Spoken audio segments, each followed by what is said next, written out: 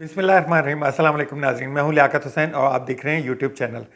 तो सबसे बड़ी खबर जो सुप्रीम कोर्ट की तरफ से एक आज लहर खुशी की पूरे मुल्क में दौड़ी हुई है, वो ये है कि सुप्रीम कोर्ट ने जो जजमेंट दे दी है अपनी, उसके मुताबिक 90 डेज़ के अंदर अंदर केपीके और पंजाब के इलेक्शन होने हैं। इनसे आगे डेट को नहीं बढ़ाया जा सकता। और जो डेट है वो कौन दे सकते हैं? वो गवर्नर दे सकते हैं और सदर भी दे सकते हैं। तो ये बात तो बिल्कुल क्लियर हो गई।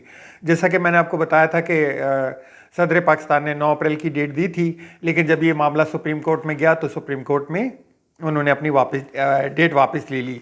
दूसरा, मैंने आपको ये भी बताया था कि केपीके के जो गवर्नर हैं उन्होंने मुलाकात की है सदर मुमलकत से और वो डेट देने को राज़ी हैं और वो अपनी डेट भी दे देंगे। रह गया पंजाब। तो पंजाब के हवाले से अब जो क्लियर वर्डिक्ट आ चुका है, उसके मुताबिक अब इलेक्शन कमीशन दोनों गवर्नरों को ख़त लिखेंगे और अगर नहीं तो फिर पंजाब के हवाले से वो सदर मुमलिकत से मशावरत के बाद डेट का अनाउंस कर दिया जाएगा। और डेट की अनाउंस जो है वो अब तकरीबन कोई ईद के बाद, ईद उल फितर के बाद की कोई डेट जो है वो एक मुश्तरका जो है मशावरत करके उस पर अनाउंस की जाएगी। इलेक्शन कमीशन के जब सदर मुमलिकत डेट अनाउंस कर देंगे, उसके बाद कोई भी इदारा जो मुमकिना काम में या किसी भी उसमें मदद नहीं करता तो उसके खिलाफ जो है वो आर्टिकल 130 के तहत कार्रवाई की जाएगी। तो अभी तक तो हालात बिल्कुल क्लियर हो गए, बिल्कुल सामने आ गए और वही यही चीज़ हम लोग कह रहे थे कि इलेक्शन कमीशन को मशावरत के लिए जाना चाहिए, गवर्नर के पास जाना चाहिए। गवर्नर नहीं दे रहे तो फिर सदर मुमलिकत के पास जाना चाहिए। तो अब क्लियर हो गया ये बात। अब जो है इन द हिस्ट्री में भी इस चीज़ का एक तरह से मिसाल दी जाएगी इन चीज़ों के ऊपर कि जी गवर्नर तारीख दे सकते हैं और सदर मुमलिकत तारीख दे सकते हैं। कुछ लोगों को बड़ी प्रॉब्लम हो रही थी कि सदर ने कैसे डेट दे दी है, सदर का क्या जाता है। सदर 2013 और 2018 की इलेक्शन की डेट भी सदर मुमलिकत ने ही दी थी और सदर मुमलिकत ही इन चीज़ को देते हैं। लेकिन यहाँ मामला आ गया था सूबाइयत का कि सूबाई असम्बली की जो तहलील की गई थी, आज से पहले तो कभी किसी ने अपनी सीट तक नहीं छोड़ी। ये तो असम्बलियाँ तहलील करना सिर्फ इमरान खान का एक तरह से कह लें कि इमरान खान की जसारत थी कि उसने वो असम्बलियाँ तहलील कर दी, वरना ये 75 साल दौर में आज तक कभी भी नहीं हुआ कि किसी ने अपनी असम्बली तहलील कर दी और इलेक्शन की तरफ गया हो। अभी आप एक नज़र दौड़ा लें तुर्की में जो हालिया ज़लज़ला आया है, तुर्की शाम में, आप देखें वहाँ 45,000 लोगों की डेथ हो चुकी है। 45,000 लोग, और जो नुकसान हुआ है कम से कम 3 से 5,000 या 6,000 बिल्डिंगें वहाँ पे गिर चुकी हैं। बहुत बड़ा नुकसान है, इंसानी भी, जानी भी और माली भी।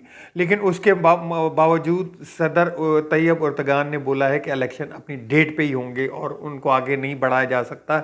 इलेक्शन के के बाद जो कंसेंसस सामने आएगा वो खुल के अपना काम करेगा। इलेक्शन कहीं भी डिले नहीं किए जाते।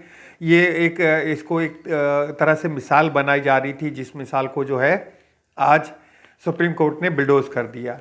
अच्छा, जो 5 जजेस थे उनमें से 2-3 का रेशो आया, यानी कि 3 जो थे वो इस बात के हक में थे कि इलेक्शन 90 डेज़ के अंदर होना चाहिए। 2 जजेस जस्टिस मंसूर अली शाह और जस्टिस जो हैं जमाल खान मंदुखैल, उन्होंने नोट लिखा कि जी ये मामला हाई कोर्ट में ज़ेर बहस था, तो इस पे जो है 184 का जो आर्टिकल है उसके तहत ये शिक है, उसके तहत हमें ये कार्रवाई नहीं करनी चाहिए थी। बाकी अब जो अपोजिशन है, अपोजिशन तो रोए पिटे, धाड़े मारे और चीखें चलाएं, उनकी तो आवाज़ें ऊपर जा रही हैं। अभी कुछ देर पहले एक इतला भी मिली है कि जी बिलावल भुट्टो साहब जो है वो 3 दिन के लिए लाहौर पहुंच गए। तो इसका मतलब है कि इलेक्शन की जो है वो कैंपेन शुरू हो चुकी है। इमरान खान साहब का भी मैसेज आया। इमरान खान साहब ने अपने एक ट्विटर अकाउंट से एक मैसेज किया कि हम अदालत के उज़्मा के फ़ैसले का खैर मकदम करते हैं। आइन का तहफ़्फ़ुज़ सुप्रीम कोर्ट का फ़र्ज़ था और मोअज़्ज़िज़ जजेस के आने वाले फ़ैसले के ज़रिए फ़र्ज़ नहायत बहादुरी से निभाया। मोअज़्ज़िज़ जजेस ने फ़ैसले के ज़रिए फ़र्ज़ नहायत बहादुरी से निभाई। ये पाकिस्तान में कानून की हुक्मरानी पर तस्दीक की एक मोहर है। हम अपनी जेल भर और तहरीक मुअत्तल करते हैं। मैं और केपीके और पंजाब में इंतखाबी मुहिम की जानिब बढ़ रहा है। तो जी उन्होंने अपनी जेल भरो तहरीक का जो है ख़ात्मा कर दिया, क्योंकि उन्होंने ये इलेक्शन की डेट के लिए किया था। अब तो सुप्रीम कोर्ट की तरफ से क्लियर एक वर्डिक्ट आ चुका है और उस पर मनोअन इलेक्शन कमीशन को अमल करना होगा। अब इलेक्शन कमीशन जो है वो गवर्नर्स को भी ख़त लिखेगी और उसके बाद जो है वो सदर से मुशावरत करेगी। इससे पहले देखा होगा आपने कि एतजाज़ हसन साहब ने लतीफ़ खोसा साहब ने बल्कि क्लियर अंदाज में कहा था कि 3 दफ़ा बुलाने पे इलेक्शन कमीशन ना आए तो उस इलेक्शन कमिश्नर को फारिग कर देना चाहिए। तो बात वहीं पे पहुंची कि आइन का तहफ़्फ़ुज़, आइन के अंदर रहते हुए हमें चलना होगा। हमें जो है हम जितनी जल्दी इलेक्शन की तरफ बढ़ेंगे उतना ही अच्छा पाकिस्तान का फ़ायदा होगा। एक हालिया रिपोर्ट के मुताबिक सऊदीया जितना इन्वेस्ट करता है, जितने ममालिक इन्वेस्ट करते हैं दुबई के अंदर, जो कारोबार के अंदर या जो भी एसेट्स वगैरह ख़रीदते हैं, उसमें नंबर 1 पे इंडिया है, नंबर 2 पे यूके है, नंबर 3 पे पाकिस्तान आ गया है। सऊदीया को रद्द करते हुए पाकिस्तान आ गया है। पाकिस्तानियों ने तकरीबन 10.4 अरब डॉलर की जो है वहाँ पे जायदादें या बिज़नेस में इन्वेस्ट किया है। ये एक बहुत बड़ी तादाद है। और ये वजह क्यों बन रही है? ये वजह सिंपली आपको अंदाज़ा हो गया होगा कि यहाँ जो जितना पॉलिटिकल अनसर्टेनिटी रहती है उसकी वजह से हर कोई किसी का ये दिल करता है कि वो जाके बाहर इन्वेस्ट करे, और पाकिस्तान मौका गंवा देता है। पाकिस्तान इन मौक़ों को हाथ से निकल जाते हैं।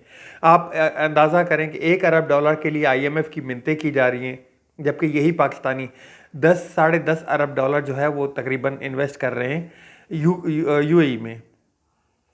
UAE को मैं एक कहता हूँ कि लेकिन उन्होंने काम किया, उनके जो बादशाह हैं उन्होंने बहुत काम किया है। एक नज़र से वो उस लेवल की तो नहीं है जिस लेवल के यूरोप वगैरह के जो कानून हैं वहाँ पे उस हद तक नहीं है, लेकिन फिर भी वहाँ पे पॉलिटिकल अनसर्टेनिटी नहीं है, यानी कि सियासी इस्तेकाम मौजूद है, जिसकी वजह से वहाँ के लोग ग्रो अप करते हैं, पैसा बनाते हैं और अपना इन्वेस्ट भी वहीं करते हैं। अब तक के लिए इतना ही। मिलते हैं नेक्स्ट व्लॉग में। मैं मज़ीद अपडेट के साथ आपके साथ हाजिर हूँगा। अपना और अपने दोस्तों का ख्याल रखिएगा, अपने चैनल का भी ख्याल रखिएगा। चैनल को सब्सक्राइब ज़रूर कीजिएगा, शेयर ज़रूर कीजिएगा। अल्लाह हाफ़िज़। पाकिस्तान ज़िंदाबाद।